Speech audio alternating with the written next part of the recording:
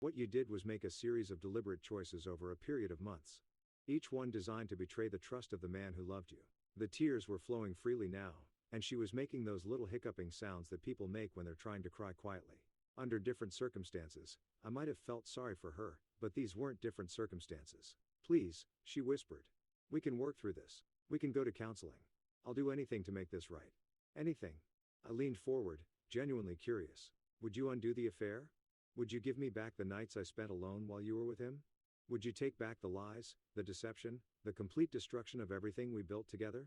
She opened her mouth to answer, but I held up a hand to stop her.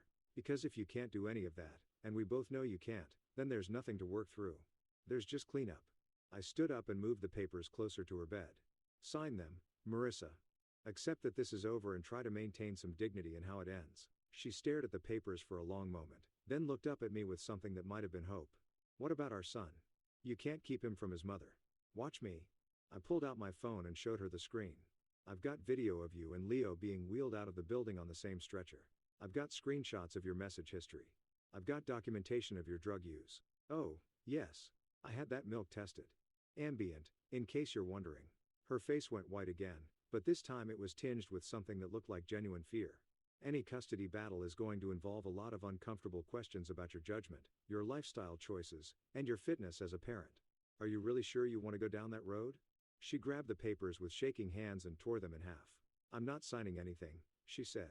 And for a moment, there was a flash of the old Marissa, defiant, stubborn, convinced she could fight her way out of any situation. You want a divorce? Fine, but I'm not going to just roll over and let you take everything. I smiled and pulled another set of papers from my briefcase. I was hoping you'd say that. What's that? Plan BC, if you won't sign the generous settlement I'm offering, we go to court. And in court, all of this becomes public record. The affair, the circumstances of your medical emergency, the drug use, everything. Is that really what you want? She stared at the second set of papers, and I could see the exact moment when she realized she was completely there was no way out, no clever legal maneuver, no last-minute rescue, just the cold, hard reality of consequences finally catching up to choices.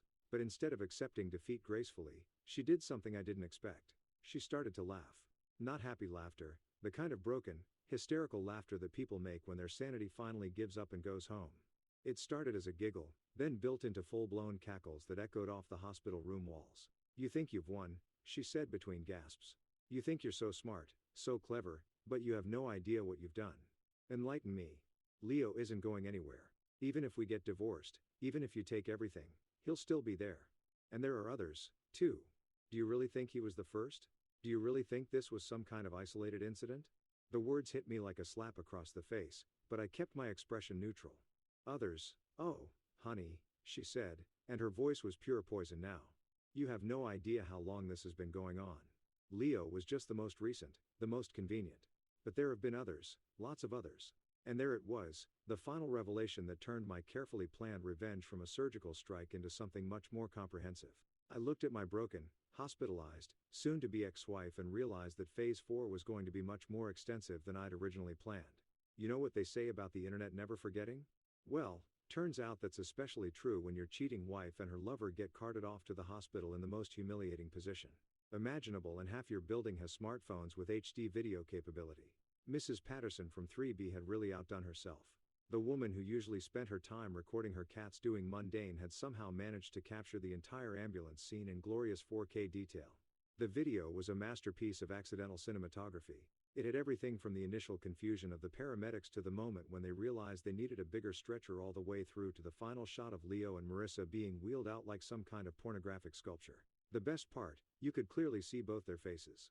I'd gotten a copy from Mrs. Patterson under the pretense of wanting to make sure Marissa was okay, which she bought because I perfected the concerned husband act over the past few days. What she didn't know was that I had much bigger plans for her amateur filmmaking than just checking on my wife's well-being. Within 6 hours of getting the video, I'd created accounts on every major social media platform.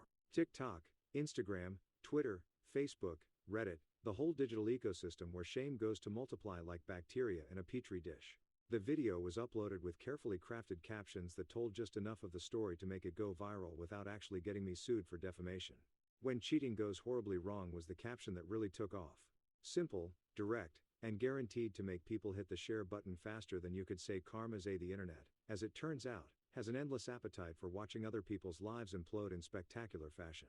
Within 12 hours, the video had been viewed over 500,000 times. By day 2, it was trending on 3 different platforms. By day 3, it had spawned reaction videos, compilation clips, and even a few remix versions set to popular songs.